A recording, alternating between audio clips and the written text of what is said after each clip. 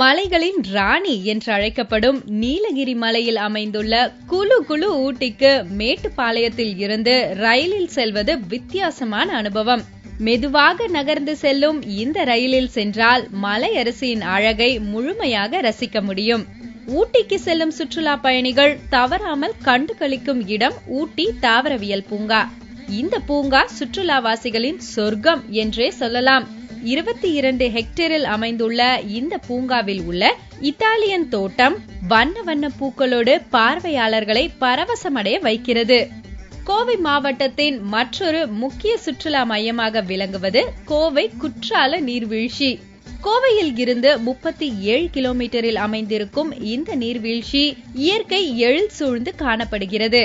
கோவை வனச்சரகத்திற்கு உட்பட்ட பகுதியில் மர வீடுகள், தங்கும் வீடுகள் என இந்த சுற்றுலா தலம் விளங்குகிறது.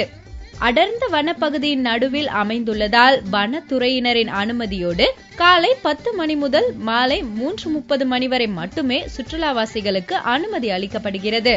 காட்டில் சுற்றி திரியும் வன விலங்குகளை இயற்கையின் எழிலோடு கண்டுகளிக்க வேண்டும் என்று நினைப்பவர்களுக்கு வரப்பிரசாதமாக அமைவது டாப் ஸ்லிப்பில் உள்ள தேசிய வனவிலங்கு பூங்கா.